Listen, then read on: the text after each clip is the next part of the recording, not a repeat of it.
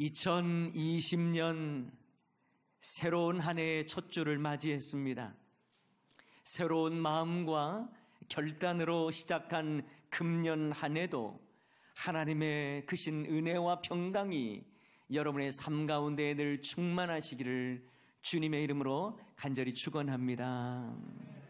저희 교회 2020년 표어는 하늘 행복을 누리고 삶의 행복을 나누는 교회라고 정했습니다. 금년 표어를 자세히 보시면요, 행복이라고 하는 단어가 2번이나 나와 있죠. 하늘 행복, 삶의 행복. 저는 대연중앙교회 담임 목사로서 여러분 모두가 신앙생활에 있어서 정말 행복할 수 있기를 소원합니다. 예배 생활도 행복하고요, 소그룹 모임도 행복하고요, 신앙생활에는 자원하는 기쁨이 가득하기를 소원합니다. 바라기는 여러분의 신앙생활에 천국의 기쁨과 하늘 행복이 충만할 수 있기를 주님의 이름으로 축원합니다. 만약 여러분의 신앙생활에 행복이 사라진다면 여러분의 신앙생활은 종교생활에 머무를 가능성이 많습니다. 여러분의 신앙생활이 기쁨이 아니라 고역이 된다면 행복을 전혀 느끼지 못하겠죠. 교회에서의 봉사도 감사가 아니라 짐이 된다면 결국 탈진이 일어나고 책임감으로 견뎌내는 종교 행위에 불과할 것입니다.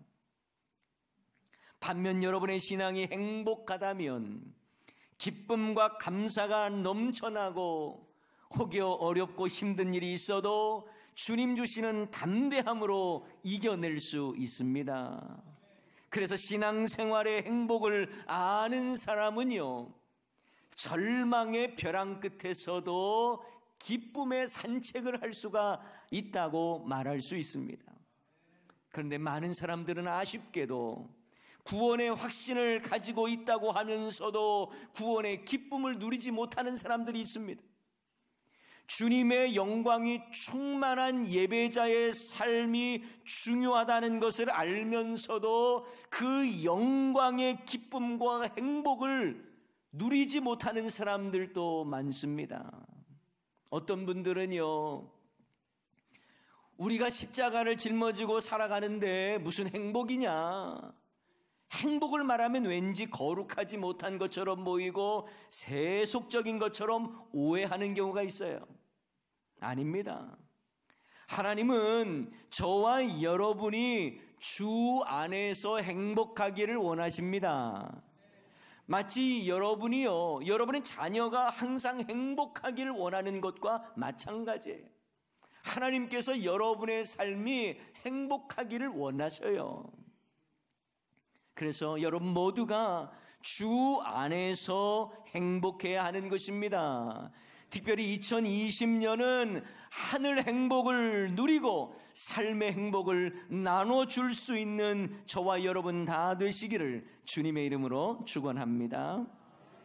여러분, 오늘 신명기 말씀, 이 신명기 말씀은요, 모세가 모압 땅에서 하나님의 말씀과 규례를 이스라엘 백성들에게 전하는 내용이에요.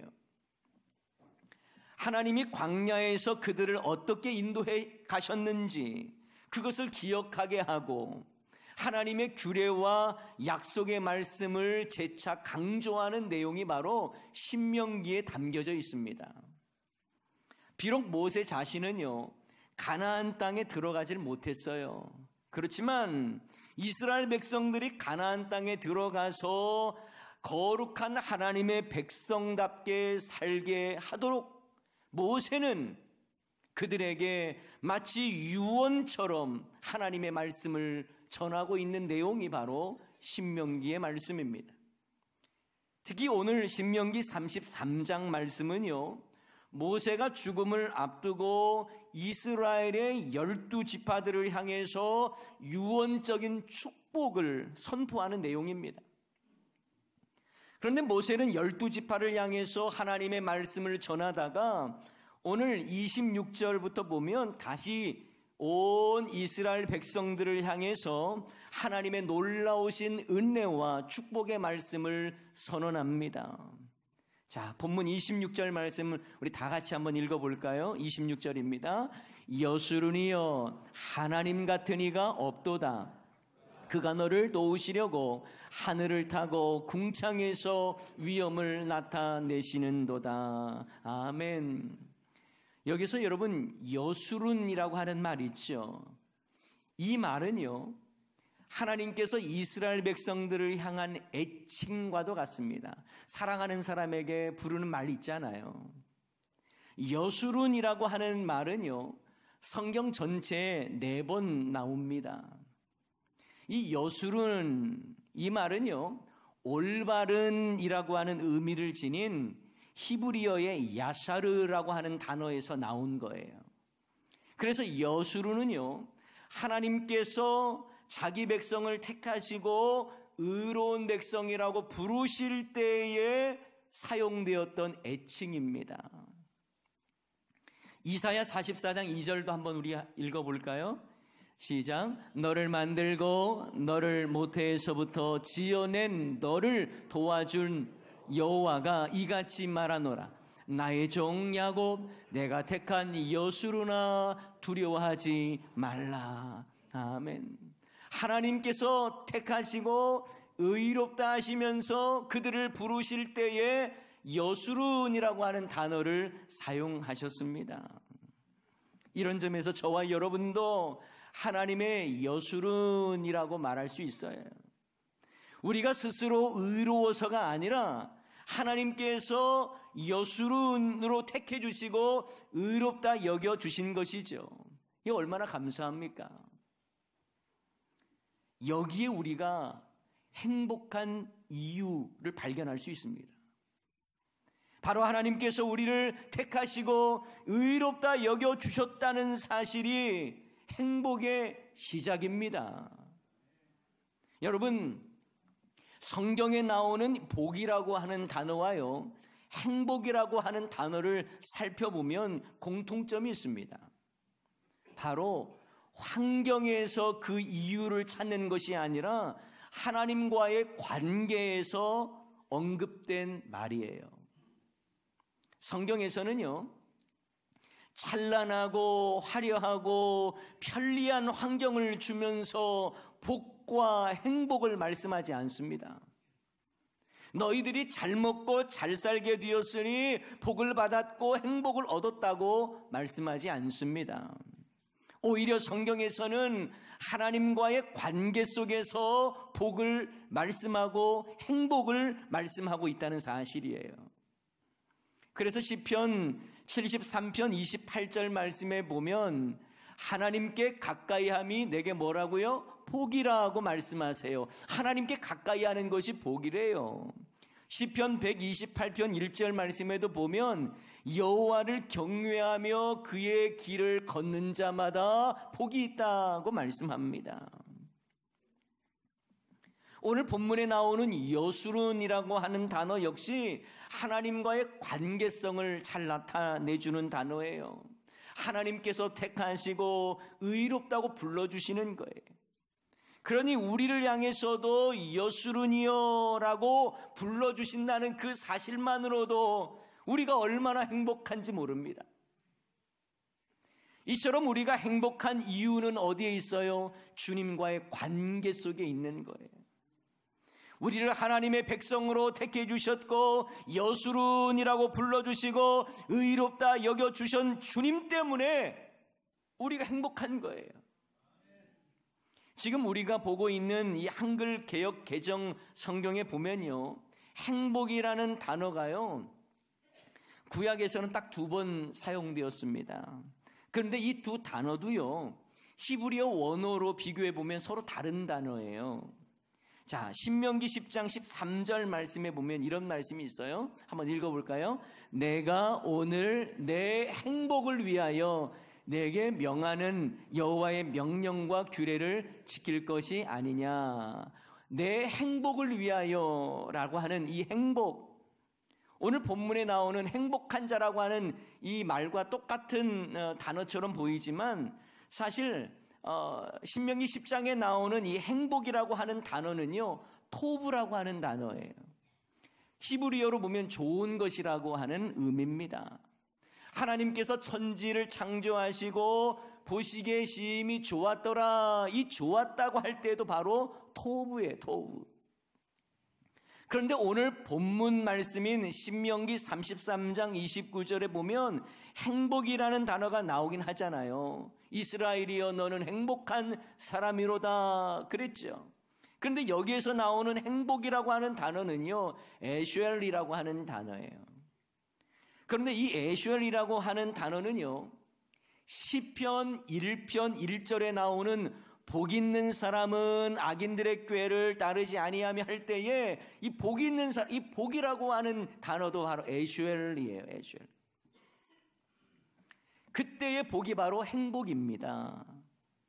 자, 그리고 이 단어가요, 신약 성경에서 많이 사용됐어요.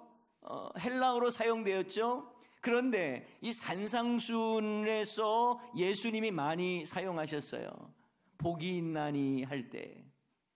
심령이 가난한 자는 복이 있나니, 이 복이 있나니 이게요, 헬라어 마카리오스라고 하는 단어인데 이게 그런 의미예요. 행복이라고 하는 의미를 담고 있어요. 제가 왜 이렇게 어렵게 원어로 말씀드리냐면요, 히브리어에서의 토브라고 하는 단어나 에슈엘이라고 하는 단어나 아니면 신약에 나오는 마카리오스라고 하는 단어든지 간에 모두 환경적인 의미에서 행복과 복을 말하는 것이 아니라는 거예요. 하나님과의 관계 속에서 복과 행복을 말씀하고 있다라는 사실입니다. 그러므로 여러분, 성경에서 말씀하시는 행복과 복은 하나님을 떠나서는 결코 이루어질 수 없음을 아셔야 합니다. 내 맘대로 살다가, 내 고집대로 살다가 세상적인 방법 동원해서 편법으로 살았는데, 그런데 대박나고 화려하게 살았다? 예, 그런 인생은요, 본인들이 생각하기에는 야, 나는 복되다 이렇게 말할지는 몰라도 그 인생을 하나님께서 보실 때에는 복된 인생, 행복한 인생으로 보지 않습니다. 그래서 시편과 잠언에서는요, 반복적으로 강조하는 내용이 있어요. 뭐냐면 악인의 형통함을 부러워하지 말라고 말씀합니다. 사랑하는 여러분, 혹시 뭔가 일이 잘 풀리지 않고 어렵습니까? 그러나 여러분이 행복의 답을 예수님께 구하고 행복의 매뉴얼을 성경 말씀인 줄을 믿고 의지한다면 여러분은 어떤 환경에 상관없이 행복한 인생인 줄을 믿으시기 바랍니다. 자, 그러면서 오늘 본문도 말씀하죠. 이스라엘이여 너는 행복한 사람이로다. 여호와의 구원을 너같이 얻은 백성이 누구냐? 이렇게 말씀하고 있습니다. 그들이 행복한 이유가 무엇입니까? 예, 여호와의 구원을 얻은 자이기 때문에 그렇습니다. 이스라엘 백성들은 이미 하나님의 구원하심을 경험했어요. 애굽에서 종살이하던 인생을 하나님께서 구출작전을 통해서 출애굽시켰습니다. 광야의 힘든 상황에서도 홍해가 갈라지게 하셨고 하늘의 만나와 메추라기를 또 내리심으로 먹이셨고 반석에서는 물이 솟구치게 하셨던 그 모든 역사가 바로 구원의 역사예요. 그래서 모세가 말하는 너는 행복한 사람이로다 라고 하는 선언은요, 그들이 계산기 두드려 가면서 나는 행복하구나 연구에서 나온 결과가 아니에요. 하나님의 놀라우신 사랑을 직접 경험한 체험적인 지식이 있기 때문에 스스로 정말 우리는 행복한 사람이구나. 그리고 모세 또한 이스라엘 백성들을 향해서 너희들은 행복한 사람이라고 선언을 하는 것입니다. 그래요. 하나님의 선하심을 경험한 사람은 내가 얼마나 행복한 사람인가를 알고 느끼고 표현하게 됩니다. 그런데 여러분 생각해 보셨어요? 이스라엘 백성들은요, 지금 40년 동안 힘들게 광야길을 거쳐봤습니다. 가나안 땅에 들어가기 전에 모압 땅에 지금 모여 있는 상황이에요. 그 상황에서 모세가 하나님의 말씀을 전하고 있는 상황입니다. 그런데 그때에 모여 있는 이스라엘 백성들의 모습은 어떠했을까요? 화려했을까요? 아니요. 오히려 40년 광야길을 걸어온 이스라엘 백성들의 모습은요, 그냥 꾀죄죄하고 구질구질한 모습 아니었겠습니까? 신명기 8장에 보면 이스라엘 백성들이 광야를 다니는데요, 40년 동안 의복이 헤어지지 않았다라고 말씀해요. 그러니 생각해 보세요. 출애굽하면서 입었던 옷을 계속 입었던 거예요. 40년 동안 의복이요, 헤어지지 않았어요. 신발도 헤어지지 않았어요. 여러분 중에서 40년 동안 같은 옷 입고 같은 신 신고 다니시는 분 계십니까? 없으시겠죠. 아마 여러분들 중에도 저와 비슷한 경험을 하신 분들도 있지는 않을까 생각해 보는데요. 저는 어린 시절에 이 신고 있는 신이 너무 오래됐는데 부모님이 신을 안 사주는 거예요. 그래서 저는 일부러 구멍을 냈습니다. 새 신을 얻기 위해서 이 신발의 밑창을 빨리 닳게 하려고 세멘트 이런 벽에다가 막 긁고 다녔어요. 그러면 사주실 것 같아서. 여러분, 이스라엘 백성들이요, 40년 동안 광야길을 가면서 옷이 헤어지지 않았다. 이 말씀은요, 하나님의 보호하심과 선하심이긴 하지만 사실 이스라엘 백성들 입장에서는 좀 지겨웠을 것 같아요. 40년 광야길을 걸어온 그들의 모습은요, 화려하지 않았어요. 볼품 없었습니다. 구질구질했어요. 요즘은 태양빛을 밑으로 가더라도 이 자외선을 차단하는 뭐라도 있잖아요. 선크림이라도 있잖아요. 당시에는 그런 것도 없었어요. 광야 40년 기간 그들의 얼굴은 새카맣게 됐었을 것이고 온몸은요, 땀에 찌들었을 거예요. 제가 초등학교 4학년 때 짝사랑했던 같은 반 여학생이 있었습니다. 저는 매일 그 학생을 멀리서 보면서 가슴이 떨린다는 게 무엇인가를 알았어요. 어린 나이에도. 심장이 뛰는 소리를 들을 정도의 그런 마음이 이런 거구나라는 생각이 들었어요. 그런데 제 간절한 마음을 하나님도 아셨는지 자리를 바꾸면서 그 여자아이와 같은 짝꿍이 된 거예요. 얼마나 기분이 좋던지요.